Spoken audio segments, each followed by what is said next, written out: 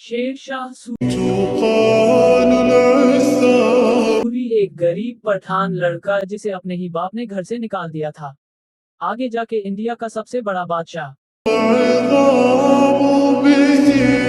India की सबसे बड़ी एम्पायर द मुगल एम्पायर।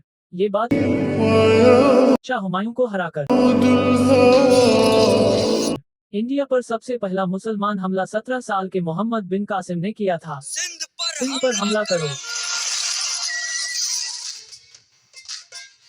संगीत पर यहाँ कोई हुकूमत नहीं बनाई। इसके बाद गजनवी आ लेकिन उसने भी सिर्फ हमले किए, कोई हुकूमत नहीं बनी। फिर आया गौर और यहाँ से पहली दफा दिल्ली सल्तनत शुरू हुई।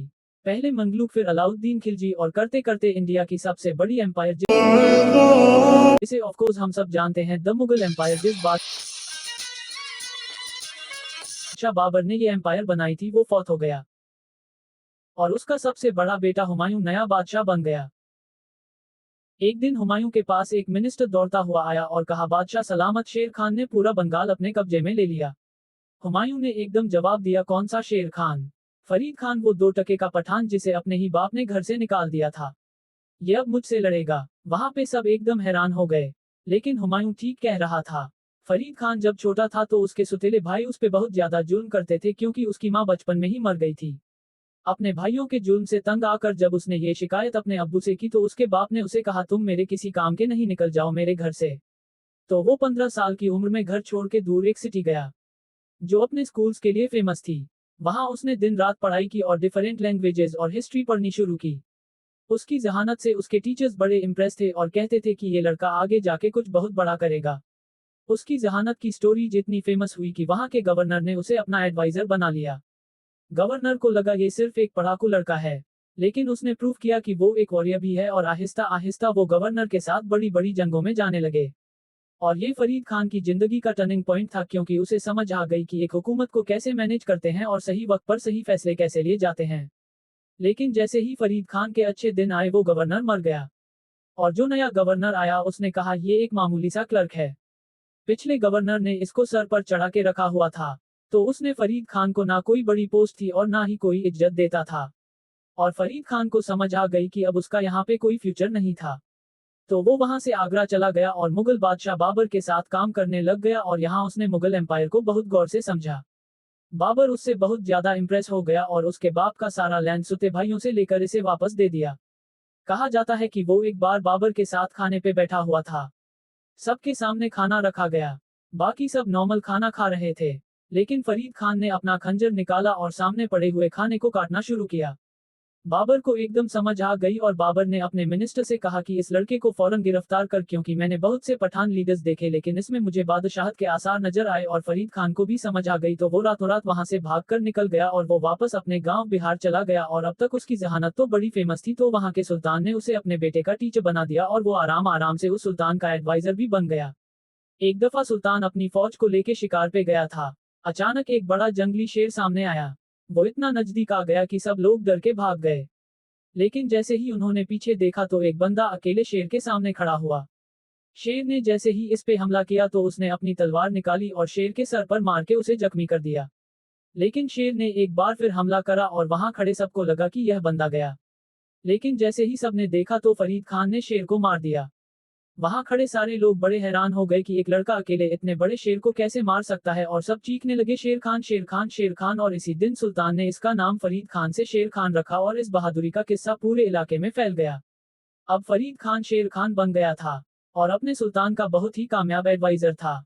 लेकिन एक दिन वो सुल्तान मर गया तो उसकी बेगम को समझ आ गई, मेरा बेटा बहुत छोटा है और इस सल्तनत को सिर्फ एक बंदा ही बचा सकता है और वो है शेर खान। तो उसने पूरे बिहार का कंट्रोल शेर खान के हवाले कर दिया और यहाँ से शेर खान बिहार का नया सुल्तान बन गया। और इस सल्तनत को कामयाब करके एक दिन उसने अपने साथ वाले सूबे बंगाल, जो उस वक्त हिंदुस्तान का सबसे अमीर सूबा था, उस पे हमला कर बंगाल का सुल्तान एक पपेट नवाब था और सारा कंट्रोल उसके सरदारों के पास था। तो शेर खान ने बड़े ही आसानी से उसे हरा दिया और बंगाल का सारा कंट्रोल और सारा पैसा अब शेर खान के पास आ गया। इस जंग के बाद बंगाल के एक चीफ की बेगम शेर खान के पास आई। शेर खान ने उस औरत से शादी कर ली और अब शेर खान के पास 2 सबसे इंपॉर्टेंट इलाके आ गए। बिहार उसका पहला बेस और बंगाल सबसे अमीर सूबा। और इसका मतलब था कि अब शेर खान के पास ना तो पैसे की कमी थी और ना फौज की। अब वो छोटे इलाकों का शेर नहीं था, अब वो बड़े इलाकों का पावर प्लेयर बन गया।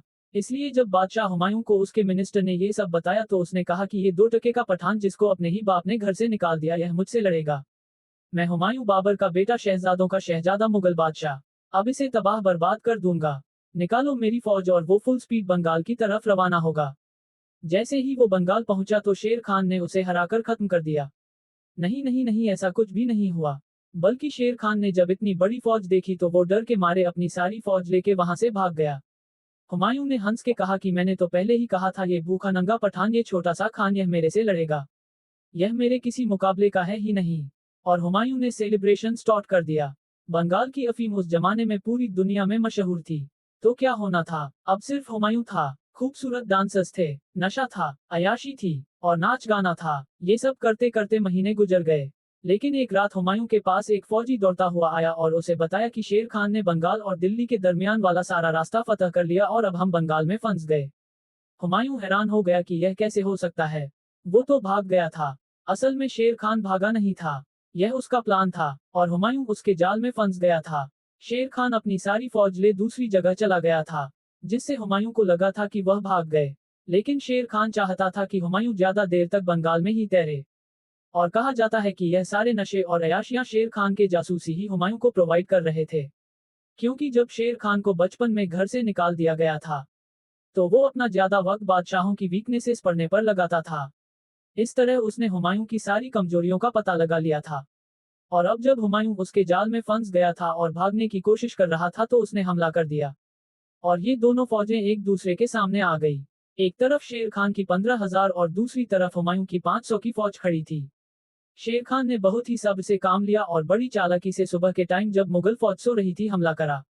मुगल फौज बहुत बड़ी थी और उसमें हाथी भी थे और इस अचानक हमले से वो सब डर गए और इधर उधर भागने लगे। हुमायूं ने जब ये सब देखा तो उसके पास कोई ऑप्शन नहीं था, तो वह गंगा रिवर की तरफ भागने लगा और उसे क्रॉस करने के लिए वो एक हाथी पर बैठा और जैसे ही हाथी पानी में गया तो वो घबरा गया और उसने हुमायूं को गिरा दिया। हुमायूं डूबने लगा तो वहां पे एक गरीब बंदा कश्ती पर जा रहा था।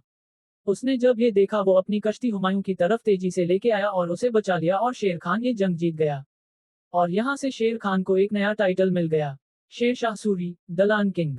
इस जंग के बाद हुमायूं मुश्किल से जिंदा बचा था और अपने बचे कुचे सिपाहियों के साथ वो वापस आगरा भाग गया और अब हुमायूं की फौज टूट चुकी थी और पैसा खत्म हो गया था।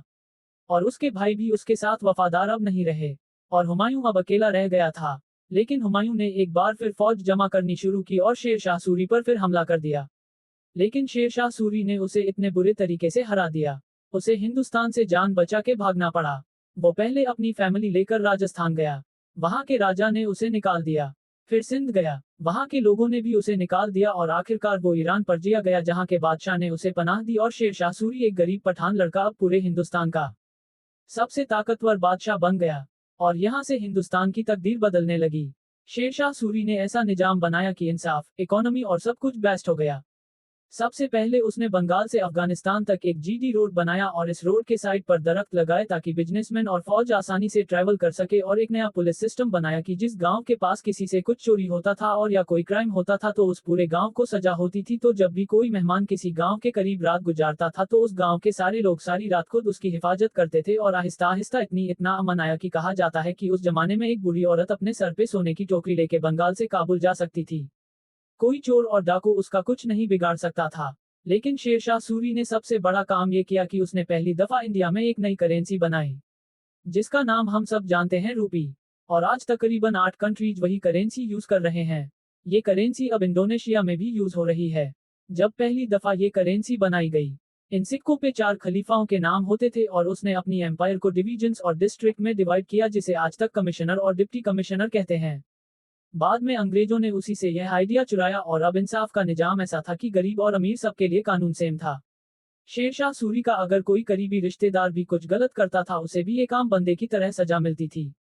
एक दिन वो अपनी फौज को लेकर एक बहुत ही स्ट्रांग किले को फतह करने गया और वहां वो फ्रंट से लीड कर रहा था। लेकिन उस किले के दीवार इतने स्ट्रांग थे, शेरशाह ने हुक्म दिया कि तोप आगे करो। जैसे ही वो तोप चलने वाला था तो वहां पे एक तोप फट गया, जिसकी वजह से शेरशाह सूरी जख्मी हो गया और इसी वजह से वो फौत हो गया।